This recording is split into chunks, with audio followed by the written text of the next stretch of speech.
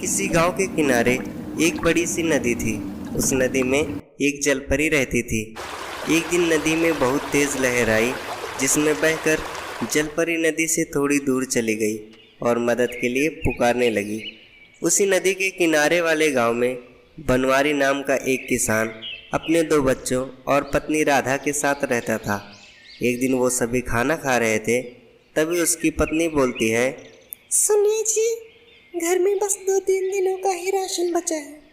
अगर फसल पक गई है तो चल के काट लेते हैं, नहीं तो हम और बच्चे क्या खाएंगे। बनवारी बोला, हाँ हाँ भाग्यवान, अभी कल ही मैंने देखा है, फसल तो पक गई है, चलो चल के काट लेते हैं। खाना खाने के बाद वो दोनों अपने खेत की ओर चल दिए।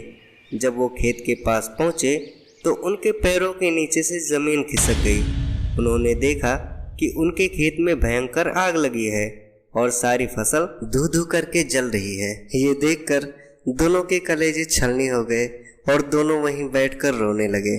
देखते ही देखते उनकी सारी फसल राख हो गई और वो कुछ न कर सके। दोनों दुखी मन से घर लौट आए। अब उनके घर में सिर्फ 2-3 दिनों का ही राशन बचा था। 2 दिन तो कैसे भी बीत गए। तीसरे दिन बनवारी की पत्नी बोली, सुनिए जी, आज बिल्कुल थोड़ा सा राशन है, कैसे करें। बनवारी बोला, बच्चों को भरपेट खिला दो, हम पानी पीकर सो जाएंगे। सवेरे उठ के मैं कुछ इंतजाम करूंगा। बच्चों को खिलाकर दोनों पानी पीकर सो गए। जब सुबह हुई तो बनवारी कुछ काम ढूंढने के लिए चला गया। वो रास्ते में भगवान से विनती करते हुए जा रहा था कि कहीं कुछ काम मिल जाए। तभी उसे एक आवाज़ सुनाई देती है, कृपया कोई मदद करो, कोई मदद करो मेरी। बनवारी इधर उधर देखता है मगर उसे कोई भी दिखाई नहीं देता है। वो जैसे ही थोड़ा सा आगे बढ़ा तो उसने देखा कि एक जलपरी मदद के लिए पुकार रही है। बनवारी जलपरी को देखकर डर जाता है और कहता है, तुम तो एक चुड़ैल हो ना, कोई तुम्हारी मदद क्यों करेगा, कृपया मुझे जाने दो। जलपरी कहती है, नहीं, आप डरो मत, मैं कोई चुड़ैल नहीं बल्कि एक जलपरी हूँ। यहीं बगल वाली नदी में रहती हूँ। एक दिन बहुत तेज बाढ़ आई और मैं बहकर यहाँ आ गई। मैं 4 दिनों से यहीं पर पड़ी हूँ। कृपया आप मुझे नदी तक छोड़ दें, नहीं तो बिना पानी के मैं 2-3 दिन में ही मर जाऊंगी। जलपरी की बातें सुनकर बनवारी को उस पर दया आ गई और उसने जलपरी को नदी तक पहुँचा दिया और वहाँ से जाने लगा। तभी जलपरी कहती है, भैया आप मेरा घर नहीं देखोगे। नहीं जलपरी जी, मैं नहीं आ सकता, मुझे बहुत देर हो रही है, मुझे जाने दो, और वैसे भी मैं पानी में सांस नहीं ले सकता।